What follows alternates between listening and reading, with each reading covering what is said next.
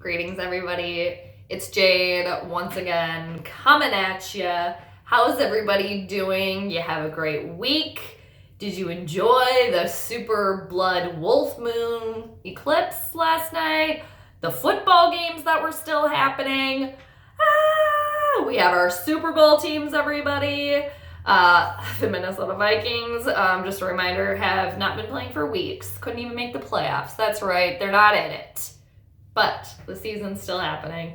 A little Vikings update as far as the purple go. They have brought on Gary Kubiak, I believe is the fellow's name, the correct pronunciation, Kubiak. Formerly coaching in Denver, most recently. He has been brought on as I'm not sure, his official title, but he's pretty much going to be like a assistant to Zimmer, and he's going to be assistant to Kevin Stefanski, kind of overseeing the offense. So he's going to be kind of like the, what do they call that? Kind of in like the mafia tree, right? You got the Don, you got the Capo, and then the Consigliere. Is that the one that is the right-hand man to the boss, to the Don? So I think that's what Kubiak's going to be to Zimmer. We'll see how long Stefanski lasts as the offensive coordinator. You never know. As far as Kubiak goes, he used to be a quarterback, so, maybe he can, him and Kirk Cousins can have a special relationship. Who knows? Maybe kind of light a fire under Cousins' ass, or maybe loosen him up a little bit, get up, maybe give him a couple wrinkles in his shirt. How about that? Something like that. Maybe mess up his hair a little bit. Something. Anyway, kind of maybe he can fine tune that whole situation. That would be wonderful because 8701, 84 million, crap. Not going to go off on that tangent. And then what else was there about Kubiak? Oh, he allegedly likes to run the ball. What has Zimmer been saying that whole time this last year? Run the ball, run the ball, run the ball. So hopefully all the pieces are in place now for the offense to do a little bit better. Now we're just waiting on some offensive linemen that aren't terrible. So that's the kind of the newest thing, is the biggest thing I think on the Vikings front. So right now, so the Super Bowl is set. We have our two teams, LA Rams, New England Patriots, Super Bowl 53 in Atlanta, where the players play, right? Welcome to Atlanta, where the players play. If they don't play that just every hour on the hour during the Super Bowl, there's a problem there. But the teams that I picked to win won. I didn't really care, to be honest. But as a Vikings fan, I cared. I wanted the Rams to win, which they did. They beat the Saints and I wanted the Chiefs to lose, as far as the Vikings fandom goes. But in reality, I just wanted some good games. They were good games. Both of them went into overtime. I think the overtime rules right now are I think they're shit. I think they're so boring. And it just seems, especially in playoffs, both teams should have a chance to have the ball on offense, okay? It just seems very weird. I don't know, especially for playoff games. It's we rarely get to see these teams play, and they're the best of the best. And if they go into overtime and they have to play more, that should be a good thing, right? They got to work on those overtime rules. I don't like them. I get the point during the season that eventually the game's got to be done. I get it. Now they end in ties, but yeah, I don't like those rules. Let them play the full 15 minutes, and whoever has the most points after 15 minutes is the winner. Okay, is the winner. And as far as playoffs go, I think what I would do if I got to choose playoffs, add another quarter. Let them play it out. You know what? The team that has the most endurance and the most perseverance, they're the winners, all right? So let them keep playing until one team has more points than the other at the end of the quarter. But hey, that's just my 2 cents. And as far as the whole non-pass interference call for the Rams Saints against, I don't even remember what Ram player it was, but to the Saints, too bad, so fucking sad, you know? Don't feel bad. I don't feel bad for them. I don't. You know what? Because, how many seasons ago was there was a certain pass interference call on a certain Vikings player, which inevitably led the Vikings and the Saints into overtime, which inevitably led to the Saints beating the Vikings. But I'm not bitter, right? Wrong. I am not over it. So who dat? Well, you losers now. You're back home. So who are you? Well, you're just like the rest of us now. You're going to be watching the Super Bowl from your sofa. But hey, I will say the games were very good. And that call definitely was messed up. But hey, that's the way the NFL cookie crumbles. Coming from a Vikings fan, we know that feeling all too well, don't we? So, to all the Saints fans, I like to say that that feeling might get better, but it probably won't. It'll probably be with you, and you're probably going to be bitter against the Rams for the rest of time, right? Right? Yeah, we all know that. Any sort of fan anywhere, we feel that. But that's the way it goes. It sucks when there's shitty calls made against you, isn't there? Yeah, there is. But hey, so it's going to be like I said, very good games, and that's all anyone could ask for. And you know what? All those teams made the playoffs, and what team didn't make the playoffs? The Vikings didn't. So the Vikings still are worse than all the rest of them. Losers. So anyway, I'm excited for the Super Bowl. So it's kind of like, I don't know, is it more enjoyable? Or maybe as a Vikings fan, I've just convinced myself that it's more enjoyable when your team isn't in it. Because I'm pretty sure it's more enjoyable when your team's in it. At least more fun. But anyway, so that'll be exciting. We got a couple of weeks to wait for that. I'm going to kind of shift gears now to basketball. And in regards to my hometown team, the Minnesota Timberwolves, and this non-stop Jimmy Butler drama that is just lingering still. It just won't go away. The Timberwolves, I am so tired of them being mediocre. And funny enough, fun fact about me that I don't know if anyone cares about, the Timberwolves, when I was younger, I played all the sports. Basketball was like my sport. The Timberwolves were my team. I went to their games for my birthday. Garnett, Zerbiak, Terrell Brandon, Chauncey Billups.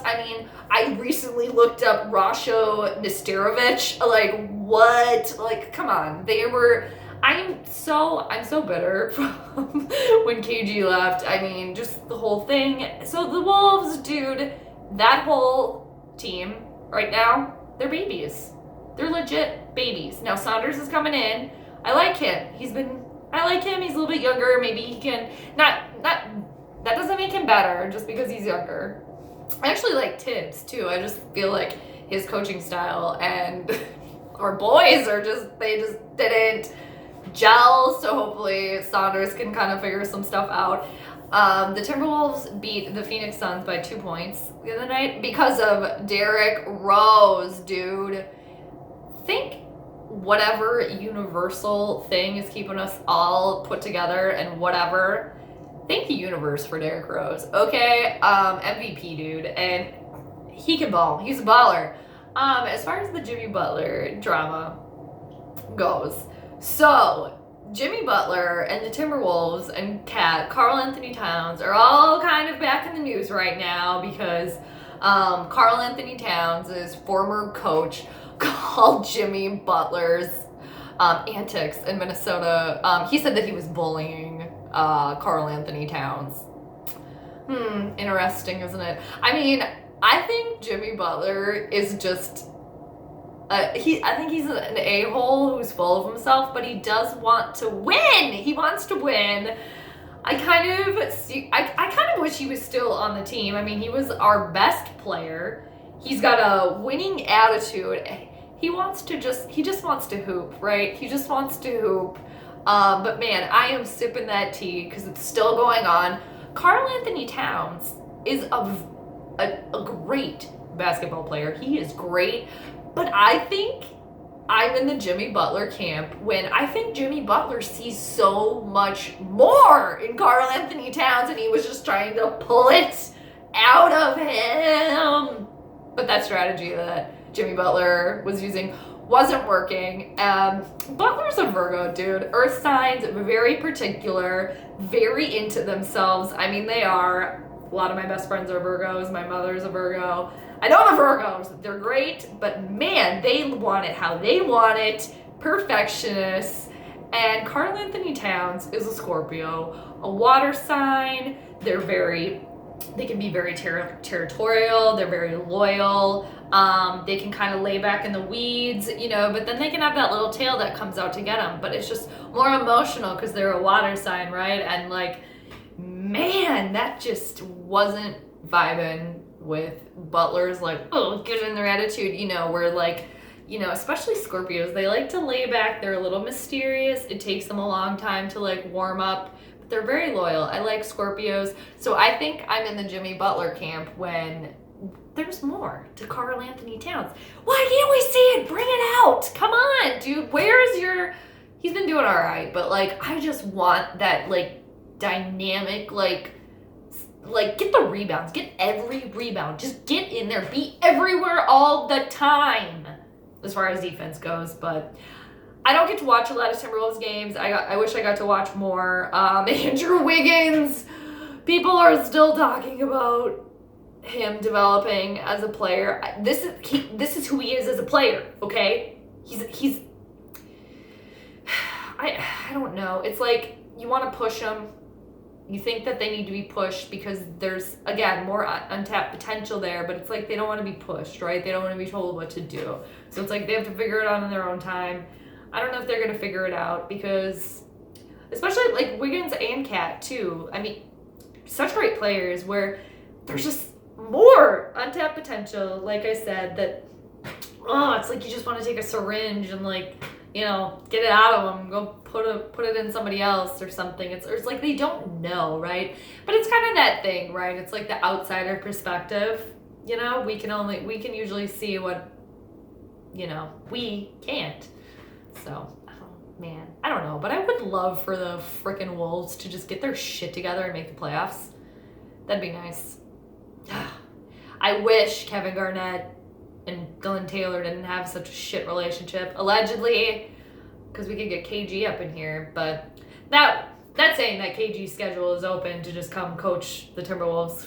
He doesn't want to do that. I don't know. Oh, man, but that would be awesome. Wouldn't that be great? That'd be wonderful. So, all right, everyone. I hope you all have a great week. I know I went off on a little bit of a Timberwolves tangent there at the end. I should talk more about the Timberwolves too. Like I said, I don't get to pay attention as much because I can't watch a lot of their games. But I do like to, keep up with what they're doing. I think they're playing in Phoenix. I know they play Phoenix again. I don't know if they play in Phoenix or in Minneapolis. We'll see if we can beat the Suns again. I don't know. But, man, it would be really nice if, the team just got their crap together. Minnesota team's being mediocre once again.